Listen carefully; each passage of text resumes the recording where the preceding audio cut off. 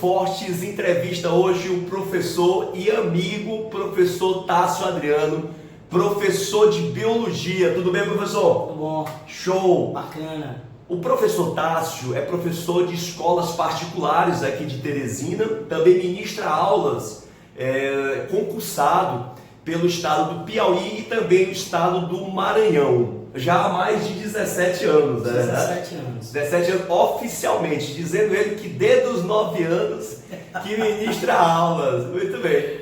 Mas antes de falar sobre o professor Tássio, como é que é um cantor Tássio? Na verdade, essa ideia do cantor surgiu porque eu participei muito tempo da igreja e tocava apenas. Você participou da igreja? Sim, durante 10 anos. Era um santo? Ainda sou. E aí eu aprendi os instrumentos, mas cantar mesmo foi em barzinho, com os amigos e tal. E acabei conhecendo alguns colegas que cantam canções de biologia, como o professor Luciano Mourão, o Emi. Aí a gente trouxe isso para biologia, mas geralmente é quando a gente está com os amigos. Eu lembro aí das nossas saídas à noite para discutir biologia, botânica, né? Verdade.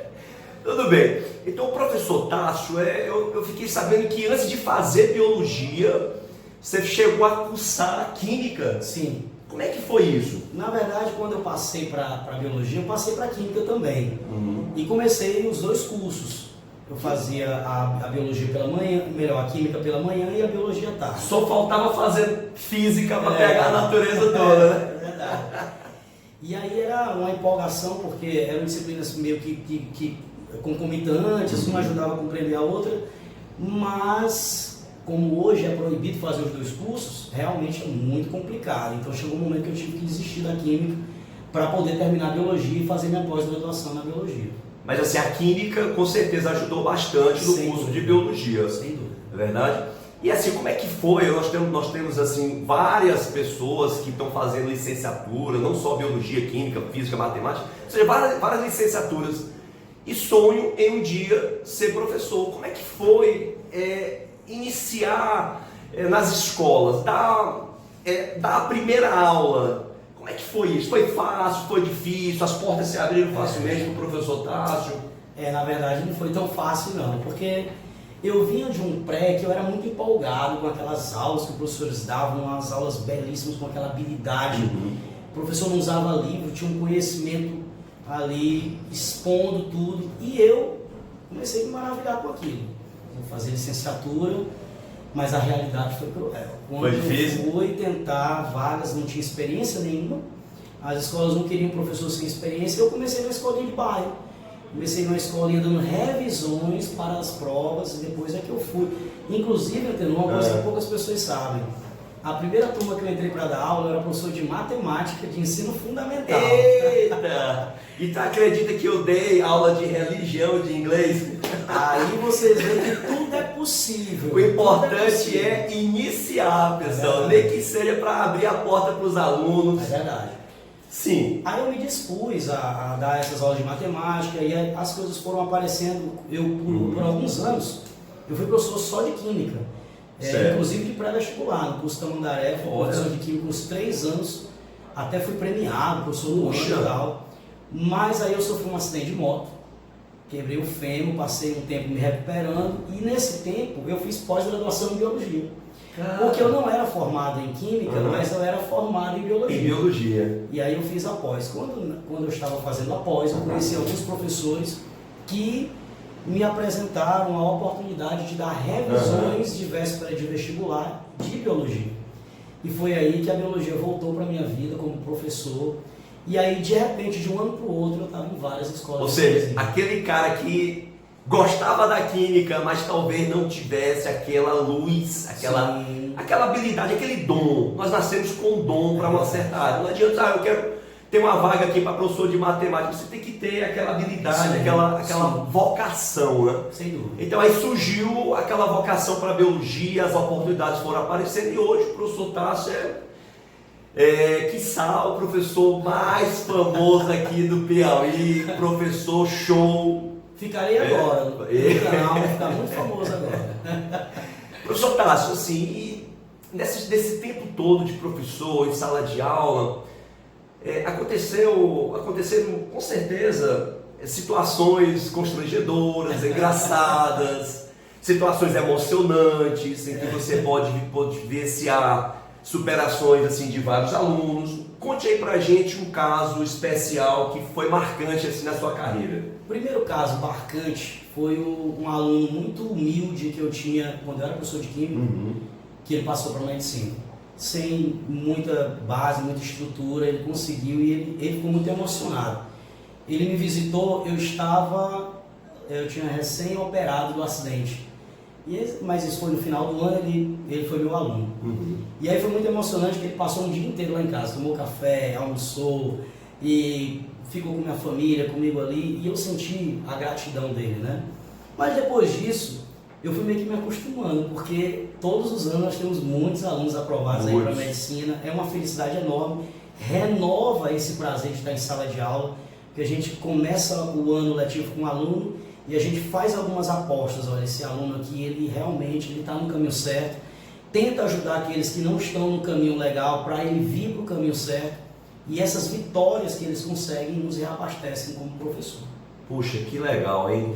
Agora sim, Ipaquera, professor, considerado um professor relativamente aparentável, né? Bonito. Somos.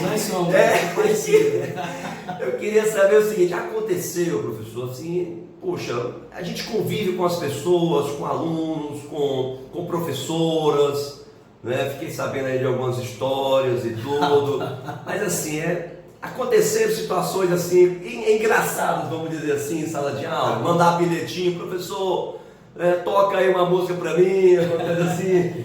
Não, aconteceu uma que eu vou relatar, essa foi muito engraçada.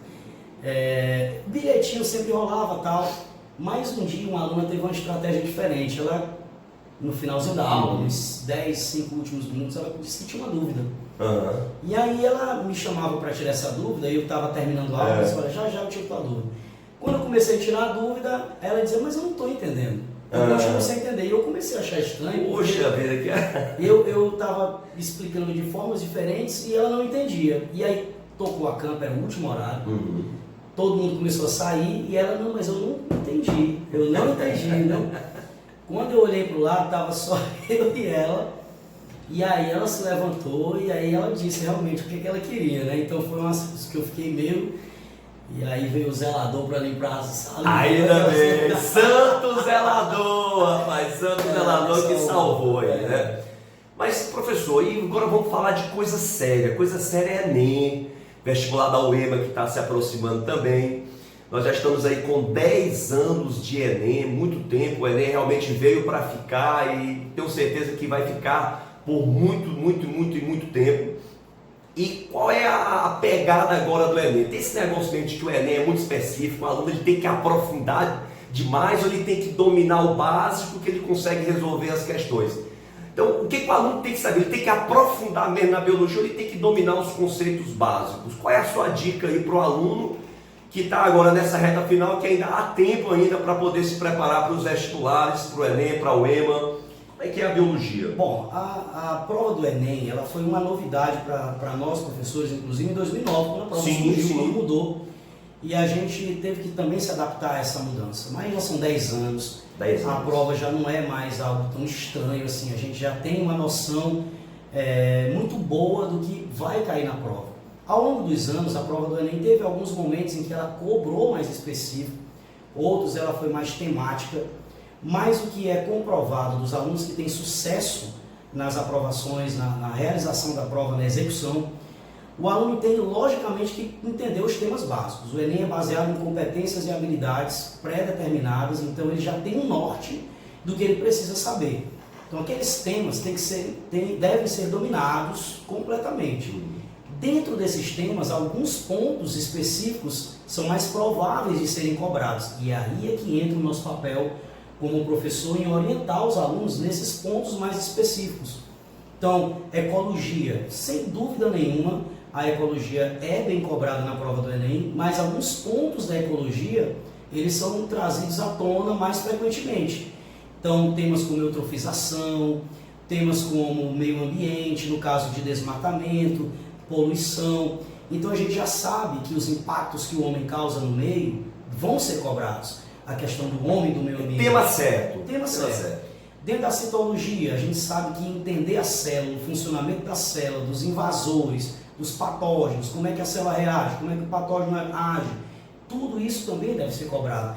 Então, alguns pontos específicos o aluno tem que ter atenção para fazer uma boa prova. Inclusive, agora nós estamos apostando, né, eu em especial, apostando aí em duas temáticas interessantes.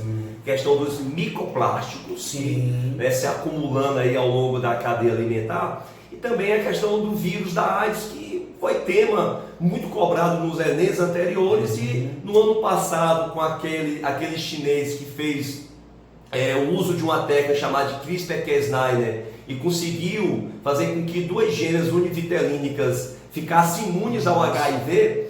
Então, desde o ano passado que se fala muito em HIV. Lógico que todas aquelas viroses, febre amarela é muito recorrente, dengue. Então, são temas aí, microbiologia, né, as doenças e principalmente impactos ambientais.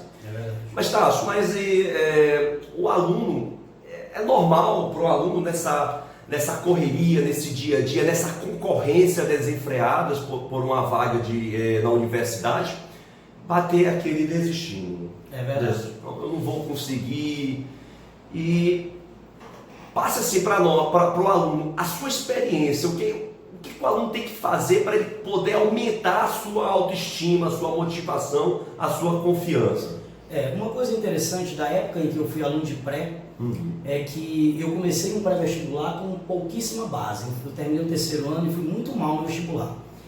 Mas quando eu comecei o pré, eu primeiro observei aqueles que já estavam há muito tempo no pré. Então eu peguei uma base do que eles diziam que tinham errado durante os anos que eles tentaram o pré e o que eles estavam mudando para acertar. E aí eu fui seguindo aquela lógica de ir para a biblioteca, de ter horários fixos, horário de estudo planejado. E eu comecei o ano fazendo isso. O que acontece é que eu percebia desde a época de aluno e hoje como professor, é que alguns alunos acreditam que não estão preparados porque de repente não fizeram tudo o que os outros fizeram. Então eu estou atrás, eu estou aquém, eu não vou conseguir. Mas esse desestímulo, ele é um fator um psicológico que atrapalha muito. Porque se você assistiu às aulas, se você tem facilidade com o conteúdo e aquele que você não tem facilidade, você está lutando, está correndo atrás, você tem que ter certeza e tranquilidade que você pode fazer uma boa prova. Apesar de que, se você relaxar completamente, é complicado. Nessa reta final, procure seus professores, procure revisões. Simulados é importante. Simulados são importantíssimos. Eu, na época de aluno, não tinha oportunidade de fazer tantos simulados e nem acesso à internet. Mas as questões que eu tive acesso, eu zerei todas elas. Então, se você faz um simulado, você consegue medir, você consegue quantizar e até qualificar a sua situação nos conteúdos. E aí você consegue traçar uma meta de corrigir aqueles problemas. Então fazer simulado é muito importante, fazer questões o quanto você puder. Inclusive a gente sabe que Enem, como nós falamos aqui anteriormente, não é só a questão de conteúdo, é a habilidade, é a técnica. Então o aluno quando vem fazer o simulado, ele está testando o tempo, que é muito importante para o Enem, ele pode desenvolver várias estratégias. E aquela estratégia em que ele se sair melhor, ele pode aperfeiçoar. Verdade. Não é verdade? Verdade. Mas para isso, por exemplo, tem aluno que vem fazer o simulado, faz, e aí nem confere quantos pontos fez, joga o simulado para colar. Então, se você fizer uma alta avaliação do seu simulado, o que você errou? Errou porque estava desatento?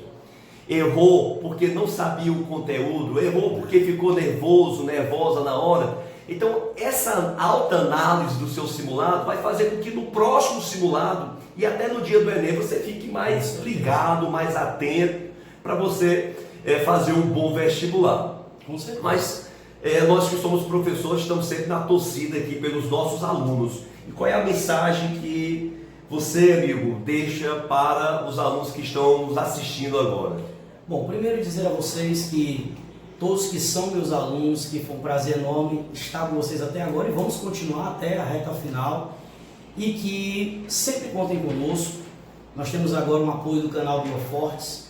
Eu sempre venho acompanhando os vídeos e é um apoio pedagógico, é um apoio biológico muito importante, porque são temas realmente que recorrem muito na prova e que vocês devem continuar estimulados, continuem nesse ritmo, não desanimem, porque desanimar na reta final é jogar tudo que você construiu antes fora. Então mantenha-se, continue nas aulas, nos simulados, procure seus professores, tenha certeza que nós estamos no apoio a vocês até o final. Inclusive, eu acho que, para encerrar aqui a nossa entrevista, que a palavra de ordem, né, a palavra-chave, a palavra carro-chefe agora, para quem é estudante, é esperança. Sim. Esperança significa, pessoal, acreditar. Então, se você acredita que é capaz, com certeza a sua esperança vai aumentar e na hora você vai fazer um bom vestibular. Amigo, com certeza. Obrigado pela oportunidade. Mais sucesso para você aí. Tudo de bom. Valeu, pessoal. Valeu. Show.